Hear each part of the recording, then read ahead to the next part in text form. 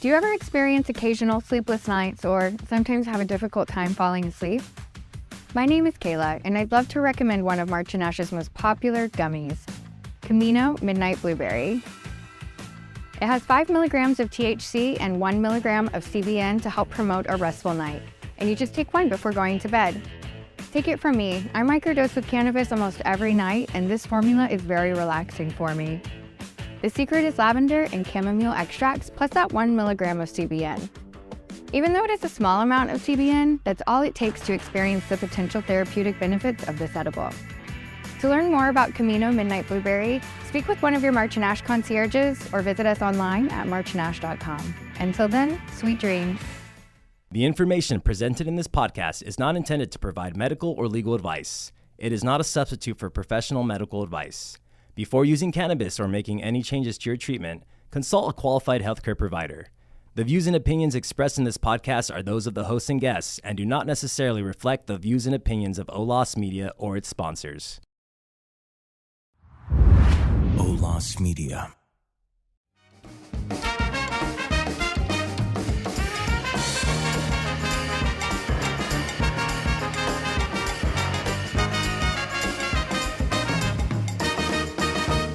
This is Cannabis Enlightened with Dr. Leroy. Hey, everybody. Welcome. This is Dr. Leroy, your host of Cannabis Enlightened, and I am excited about today. I'm telling you, this is 420. You probably won't hear this episode on 420, but it is 420 today. And when I was on my way to the studio, the Olas Media studio, I passed by the building, the March and Ash building, and I've got to tell you, the line was wrapped around the parking lot. People were trying to get in here. And you know what? When I was getting ready to park, I was asking the lady that was pulling out, I said, ma'am, are you getting ready to pull out? And she said, her response to me was, well, sir, they ran out of bags, so there's no reason for you to come in here. And I said, well, no. I work here. I have a podcast here. So just to tell you, just to show you how important today is, how busy it is here at March and Ash, and I hope that on 420, you were somewhere at some legal dispensary looking for your favorite cannabis enjoyment. So today I am so very fortunate to have two young ladies here, two very educated, professional ladies who are going to talk to us today about the business of cannabis in a special way, in a very special way. They have developed a niche.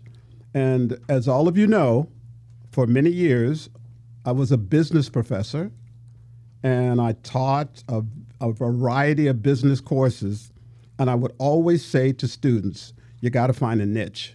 You got to find your niche, something special that perhaps nobody else is doing, or perhaps that you find a need. You find a need.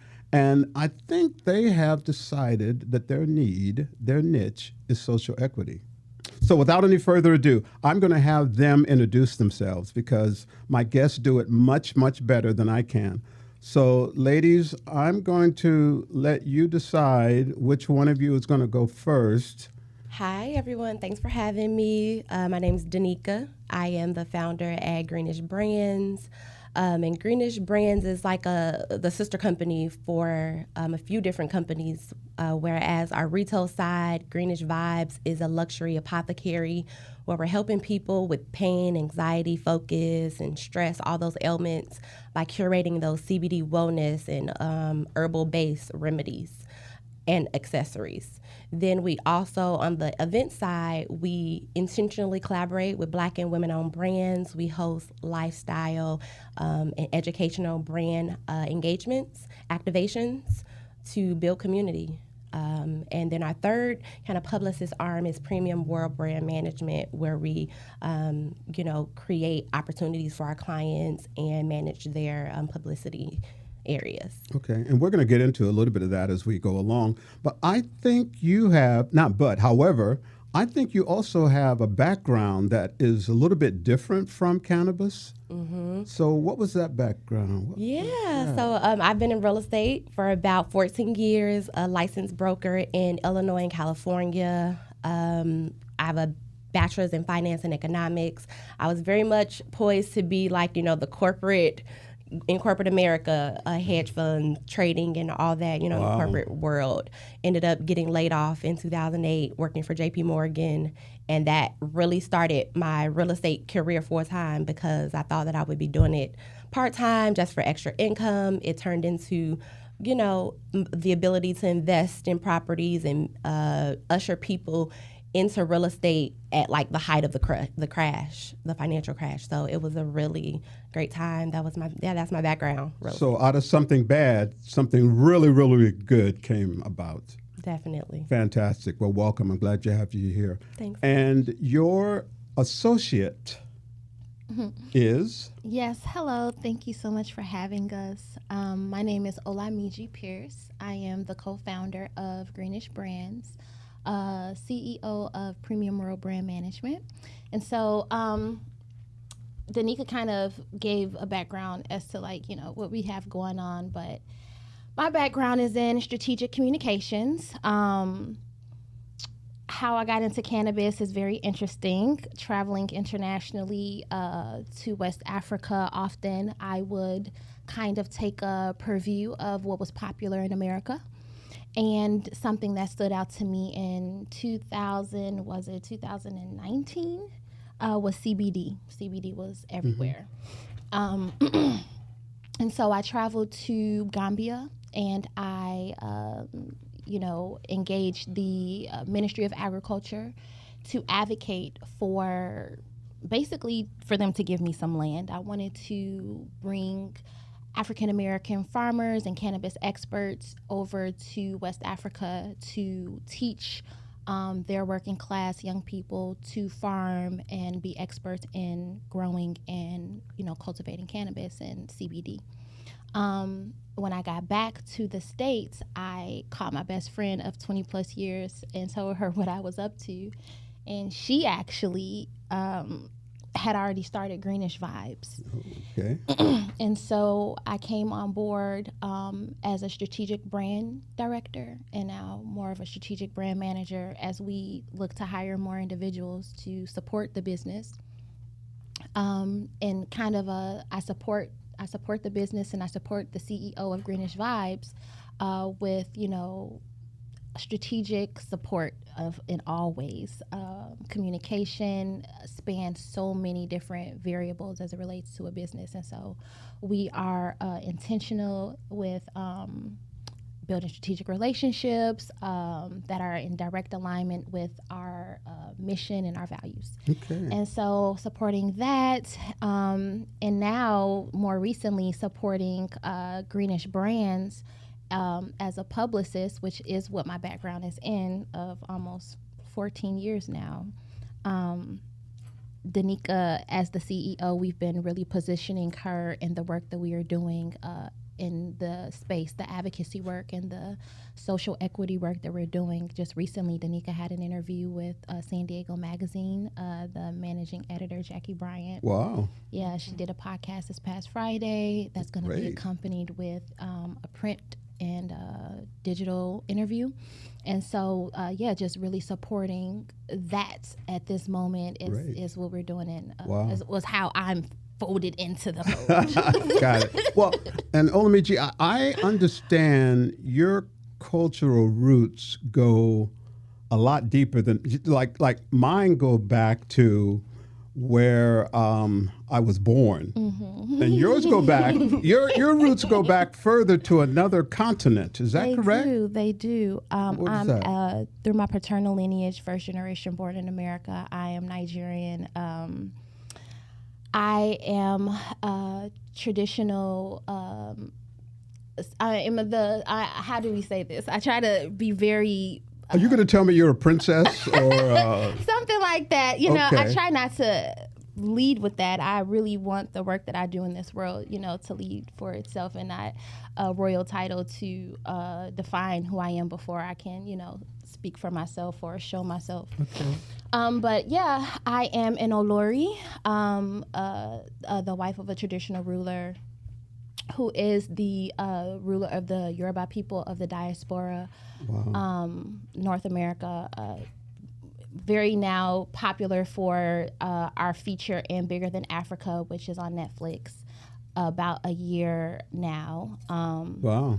And more recently received a actual princess title from the Amaklubi tribe in South Africa, Zulu Nation. Been for almost 10 years building a relationship with Nkosi Nsele, who is another traditional ruler over a part of Zululand. Not the Zulu king. We're going to see you on the next Black Panther movie, right? Because you're cast me. That would be dope, right? You're a royal princess. Yeah, that would be dope. Princess or queen? I am a queen means owner. So in our tradition, the king will always say that if there is a queen, then we don't need a king. And so the understanding of queenship in Europe, from a Western perspective, is such that the queen is predominant. In Yoruba land, we have a figurehead that is a male, that's a king. Now, there are some female kings, but she's a female king, not a queen. So the wife of a king is, of course, you would say a queen, but traditionally the title is Olori, and Olori means owner of heads, and the head is the king. And so the influence is translated as best as you can translate from Yoruba dialect to English, the importance of the role, but it's not necessarily called queen. We accept it because we speak English, and that's what African American people speak, and so we say queen, but that is the historical reference and significance of the Both title. of you have such rich backgrounds. I'm just a brother from, Imperial. We were born and raised in Chicago, Okay. That's how we're connected. That brings me to, I'm wondering, with such a rich background that each of you have, how did you get together? 8th grade, 7th grade, we've been friends. I wasn't always so rich. This development came, the seeds were there. But we're like best friends. We, through life's challenges, through ups and downs, this is my best friend since before I turned 13. So I was like 12. I think we were 12 when we met. But when did you decide as adults to get together and do this company, do this consulting? Well, we've done a lot of work in other companies. Yeah, we've been trying to. Yeah, we thought of it. We worked on like a liquor store, but we consulted in nonprofits. I had Color My Success when I got out of college. It was meant to create mentor relationships with college students. We worked on that together. I'm hosting like workshops for college students and stuff. So we've always worked together, but it wasn't until after she came back from Africa, I had started Greenish Vibes, and my sister, who was an attorney in Illinois, was researching like licensing as Illinois was becoming legal. Sure. And my sister consults for cannabis farmers. So that was initially how we kind of said, okay, we're going to be working in cannabis together, because then we begun to consult cannabis hemp farmers, hemp landowners. They just started coming to us. Wow. Well, then why the social equity part? How did the social equity part come to, your epiphany and say, okay, or did you both wake up and say, we're going to do social equity? I mean, I think that it's always intentional. We started the business intentionally to be retailers, but that we would, give our partners, our colleagues, our Black business owners, intentionally give them shelf space. So, that was automatically like a part of our brand, intentionally. So, and I think that's just important because just as difficult as it is for us to build a business in this space, in this industry, like we have to create allyships and bridges and communities as we go along. Lots of confusion about misinterpretations, misconceptions about social equity. I've had people on, my program, a podcast, to talk about social equity, and it's like nobody really has the same definition, the same meaning. So I need to get the definitive word from you two. So what is social equity? Well, even track back to that last question about when it clicked for us. If you remember, I kind of was just like saying, okay, going along with what Danicka wanted for like the first 6 months to a year. I just, because Danicka, it's Danicka's vision, Greenish Vibes. But then we went to MJ Biz conference. That was like my first experience firsthand in the industry. And MJ Biz, for our listeners, is a in cannabis Vegas. conference. Yearly cannabis conference. Yep. Okay. And very much whitewashed is what I would call it. And it just it made me physically sick. I got sick, at the conference. I had to lay down. It's too much. Okay. It's too much. And we didn't even go to the conference. I didn't even go into the conference. We were just at the main hotel. I don't even remember the name. What was the hotel? Oh, the Venetian. We had a podcast. We were on. I know. So long ago. It was 2 years ago. Yeah. 2 years ago. I was there too. But I don't know if I was there at the same time you were. Could have been. But This was 22? Yeah. 21? No, 21. Yeah, so because we that didn't go was last year. So that was when I kind of was like, oh yeah, this is too much, because she had told me about it. How it's under this amount % Black owned in the industry, and all these facts she will always be hitting me with. But it wasn't until I experienced it, and then I got really fired up to really support the vision behind creating some space. If anything, we just need a little space to breathe, to even do what we want to do. To implement our strategy for our business is just really smothering. I felt real smothered. And so we looked up, before we went, the social equity program, and we do this for all the conferences. And it had been fulfilled, I believe. They have only so many slots, and so this year I saw that they partnered with Black Cannabis Magazine. So, they're trying. People are trying, but the definition as it relates to social equity and what it's like, people will say what it is, but the implementation of it is what we need to be discussing. It's like you're talking about it, but what are you doing? And then once we really start peeling back those layers on what those people are really doing, they're not doing much. Recent experience with Benzinga Cannabis Conference in Miami, we pitched them a similar opportunity for us to host and create space for other Black cannabis founders, BIPOC founders at the conference, similar to what we did in March 3rd at UCSD, Founders in Cannabis, creating a conversation around social equity. Well, turns out, and even though on the website it says, they have this for women and they have this for BIPOC, they have something with grow women and something else, some type of opportunity to come into the conference or something that is supposed to be there. When we peel back the layers, got into contact with the individual who was over that, it was no type of program. There was no type of offering. It was mostly, I'll give you a discount, but ultimately we were being charged $7,000 to facilitate a conversation about social equity. No, thank you. And social equity, what you were bringing to them is the inclusion of women and people of color into the conversation. Space within the conference to have a conversation or exercise advocacy for Black founders, Black cannabis businesses, people of color, that community. Because oftentimes, like MJ Biz, in our experience when we went, there's just white men, just a lot of white people, and you don't see any Black people. And this industry is literally built on, the backs of Black people, Black market, legacy market, however you be it, but it still is what created the understanding of what is possible. And so, yeah. So you two advocate for more social equity ownership, which is another way of saying more, female and people of color. Absolutely. Okay.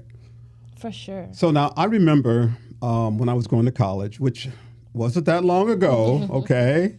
I went through a program called EOP, Educational Opportunity Program, which helped me get into, the college. And some people were thinking that, well, he got into college, he was less than, he didn't get in like everybody else. Is that something? Sometimes people see that in social equity. Okay, you're in the cannabis space, but you didn't really get in here, the right way or correct way.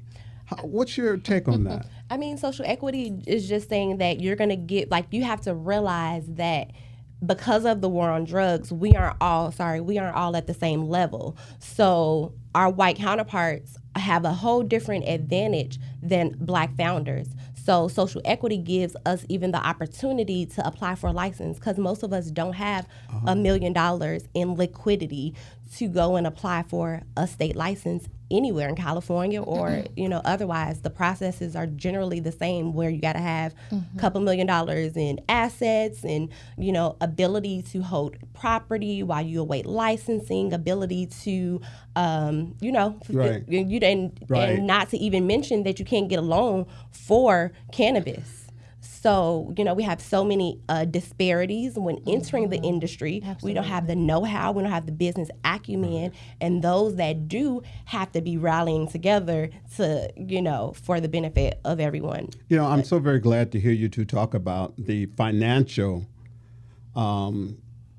part of cannabis, because so many people that I talk to, they feel like, oh, okay, I can apply for a license on Monday, and by Friday, I can have my store open or my cultivation open. It's not going to take that much. And I try to explain to people that, you're not talking about hundreds or thousands, you're talking about millions of dollars. Absolutely. That's necessary, that you could lose too. And you talk about competing with multi-state operators who are well-funded, who will, kind of beat you to the process in most states. And so social equity is necessary so we can save space for ourselves so that we can have access, Well, how do social equity people get funded? I want to see, and I'm sure you want to see, more women, people of color, but how do they get the money? So, for instance, in San Diego County, they have grants that they set aside for the social equity applicants to apply to prove that they meet the criteria. They come up with their business plan, but it's all, they are subsidizing. The county is able to subsidize those licensing fees, the application fees, the requirement to hold real estate before you get licensed. So the money comes from grants, from tax, incentives, as it should, because the harm was intentional. So, Is there a way for them to learn about the business of cannabis and various policies that are present in the cannabis space? Is that available too? Yeah, there's advocacy organizations. There's Cannaclusive. There is Canna Noir, there's CEASD in San Diego. There are organizations that exist for this purpose that are fighting to get cannabis deregulated as a Schedule I drug federally, and also contributing to the cannabis conversation, social equity. San Diego, they were measuring the harm. So CEASD, Anthony Avalos was very, his organization, and Armand King, a lot of them, have been super active in participating in those harm conversations, because that's important, because we want to make sure that as they're developing this social equity program, that the harm that the war on drugs did to Black indigenous populations is really calculated. I'm glad you're reminding people about the Schedule I drug. Could you talk about that a little bit? What is that's come up before in conversation. Schedule I means what? It means that it's illegal federally. Okay. So no banks will lend to you. You can't get a loan. You can't get a bank account. We are very super fortunate to have the ability to get a hemp regulated account, which means that we're compliant, but we have to pay for that, the privilege to have that account, for them to have the regulation and the oversight that they need, and we're only selling CBD. So, by any way that you're in the industry, any ancillary products, you are affected by the fact that cannabis is illegal on the federal. So it's not for the faint of heart. It's not. I mean, you have to really want this. You have to be passionate about cannabis in order to get in this, because there's so many things that will deter you. Yeah. Okay. Absolutely. All right. So you two have been in the social equity space for quite a while. For a few years now. Yeah. Few years. So what are some of the problems that you've encountered? Now, I know you talked about some of them with respect to the conferences that you've been to, but when you start talking to, let's say, different counties or cities, what are some of the problems you've encountered when you try to, convince them or talk to them about social equity? I mean, when these are all public conversations, so some of the things that I've noticed that we talked about on the way down here is when, the residents of, say, the North County, in North County, for instance, those residents are opposing social equity or opposing cannabis licensing in their, in their area. So that's definitely a major conversation. They don't see the value of the municipalities paying for Black people to own licenses. So that's really... Do you think that's because of a lack of knowledge about social equity? A lack of or knowledge about the cannabis, the business of cannabis itself? Historical, a lack of knowledge about systematic oppression, a lack of knowledge about a lack of understanding about the lived and shared experiences of Black folks. That's just period. You know what I mean? Because if you really understood, then you would be saying, well, let the government give them everything.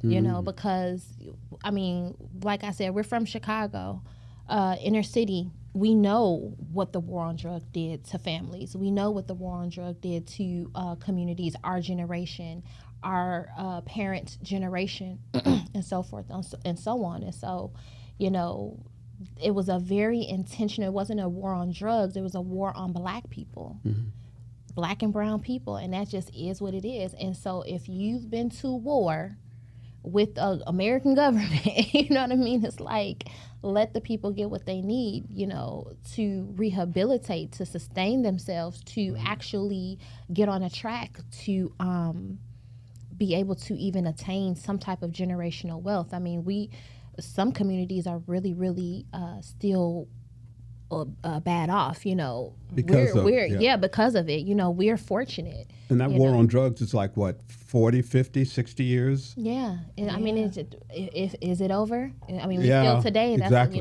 you ask, what does 420 mean to you? To me, it means we still have a lot of work to do. Everybody is still people locked up for minimal, small possession charges and things of that nature. And so if there are people locked up still today for marijuana related charges, and then you got multinational corporations out here doing the same thing legally, it's just like the hypocrisy just has to end somewhere. Exactly. When is it over? Yes. We can clearly see what y'all did is documented, what was done, the stigmatization of it, the propaganda over decade, and then the support of the over-policing of Black and brown communities. Decade. Now this is what we have. Yeah. It's so hypocritical. Right. Give the people what they need so that they can be on an equal footing, so we can be moving forward. Or do you just not want us to be on an equal footing? Again, and that's why we exist, to continue to try to have these conversations and create space for these conversations, because it's just really is sickening. It's like, seriously? Right. And one of the things I lead with all the time in my podcast with Cannabis Enlightened is talking about the positive aspect of cannabis. And it sounds like you two together and individually have developed CBD companies.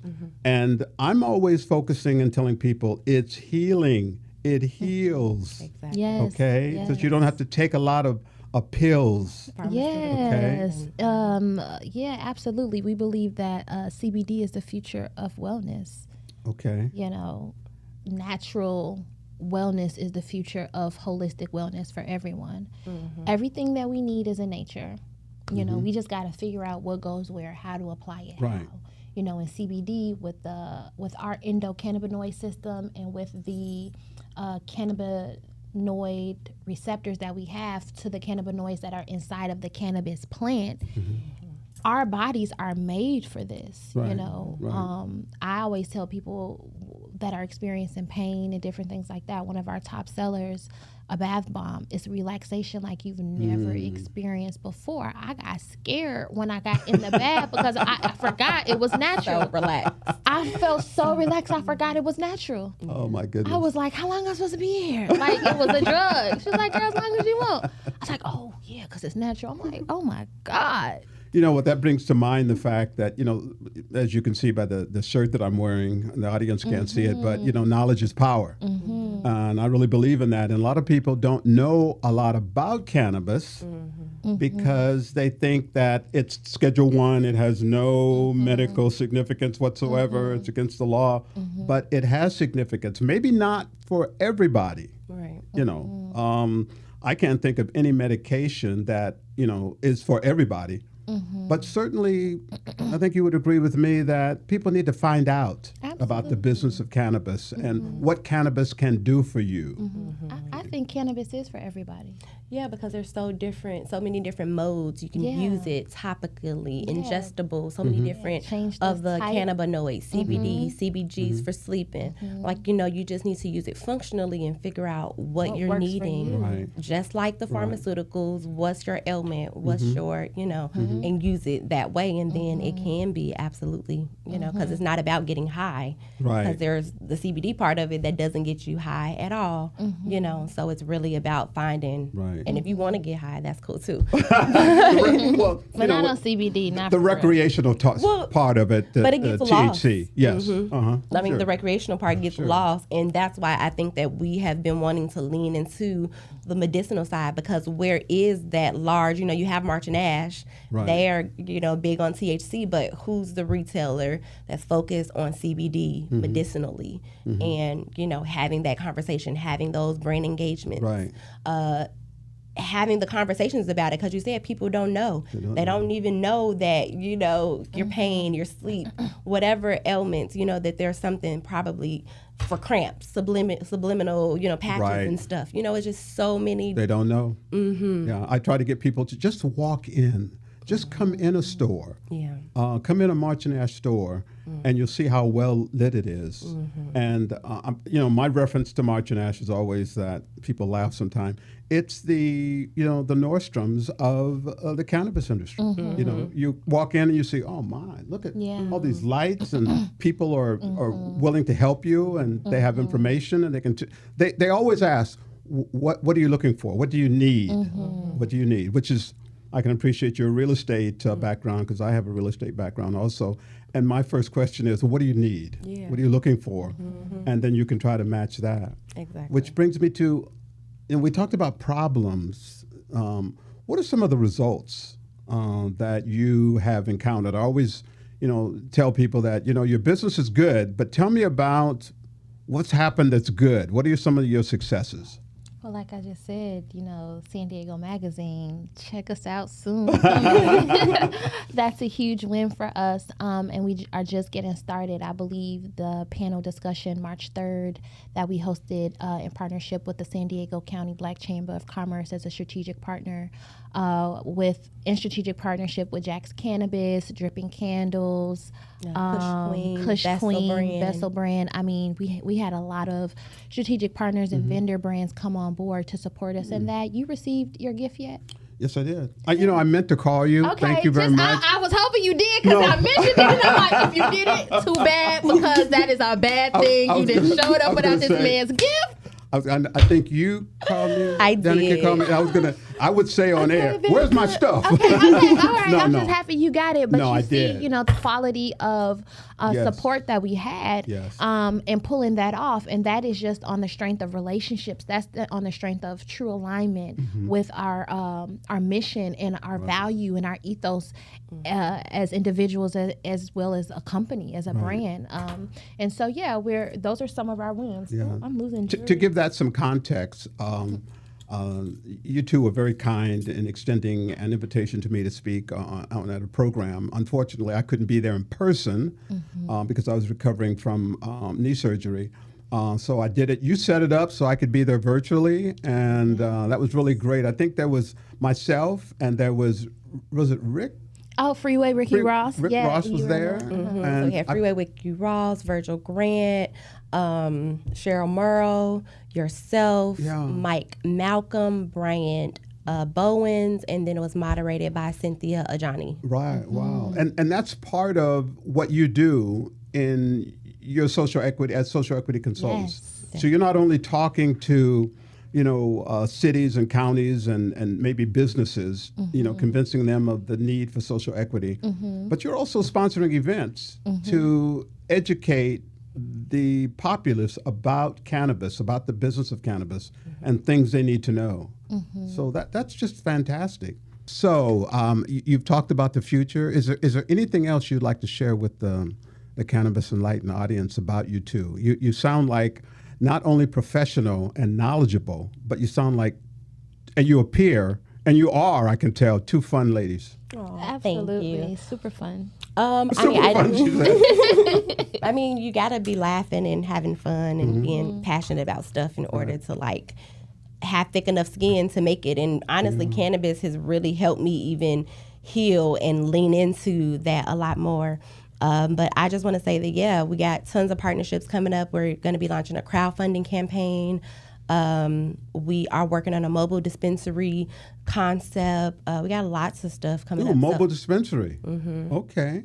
Is that a licensed kind of thing that you have to do? It's mobile boutique, as in, Greenish Vibes and our CBD apothecary. Okay. So, yeah. All right.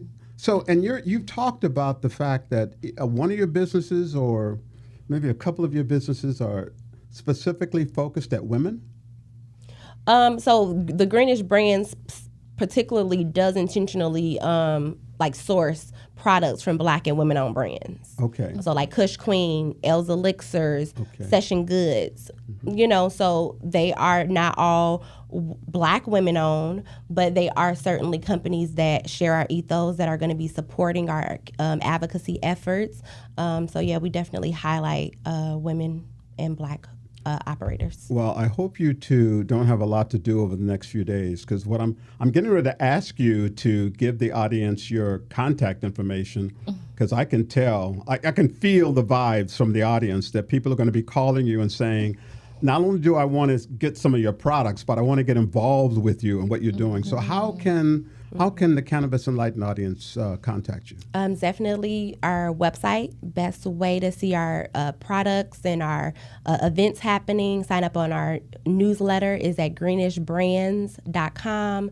You can find us on Instagram at Get Greenish Brands, Facebook, Get Greenish Brands, and Our email is hi@greenishbrands.com. Yep. So give me that again. hi@greenishbrands.com. Yes, please reach out. We're definitely big on strategic collaboration, leveraging that for growth, for positioning, and all the good stuff. So for sure. All the good stuff. Well, thank you very much, ladies. It has been a real treat and pleasure to talk with you today on April 20th, 420. So that's special. Y'all. It's special. So It's really special. Thank you for saving the date for us. Yeah, that's really well, you know special for what? us. And you know what? I think it was interesting the way this came together, because I spoke with you individually. I think I spoke with Olamiji first, and you had said an earlier date, and then Danicka, you're like, oh no, we can't. We can't do that. Yeah. And then you got together and you said, how about, I think I gave you either I just knew- I don't 17th or even know. 20th. Just came And you up. said, let's do, Start on the calendar. yeah, let's do 420. And I said, I wasn't thinking about the real big significance of I it was not either. Either. until it This got is beautiful. Yeah. So I'm really glad and happy downstairs. that you two were able to come. I appreciate it, and I look forward to having you back again sometime too. Really can't okay. wait. Thank Looking you forward to You that. know, Thank you. But don't get too big that you can't come. No, and absolutely. Be on It's gonna be so Cannabis cool. Enlightened on Dr. Leroy's show. Okay. No, we won't Always. ever be too big. Thank you so much for your hospitality, for your welcoming us, and Well, for you- for the future invitation, we'll definitely be back. Okay. Well, you know what? And I think that when we first spoke, you had said, well, Dr. Leroy, I know that you have a podcast. Is there any way we can also get on your podcast? So you were working it. Oh yeah, from the very I- beginning, I- that's that no, PR, I really appreciate communications. and from that point on, I said, I have got to have those ladies on an episode. And typically we'll just pitch Danicka, but when you said you were down in March and Ash, I was like, studio, I'm coming. I'll do the interview too. I'll do it too. It's cool. So, and I Some also, of them I won't. well, I'm also going to reciprocate. You had sent a package to me, and once we finish this episode, I'm going to present you two with our version. Oh, I love gifts. It's my love language. I was going to say if you were nice, but shoot, you've been think more. I was nice. No, you've been better than nice. Better than nice. So, so nice. once again, thank you very much for being so gracious with your time and coming on. Really appreciate it. Thank you Absolutely. for having us. Thank you for having us. Awesome.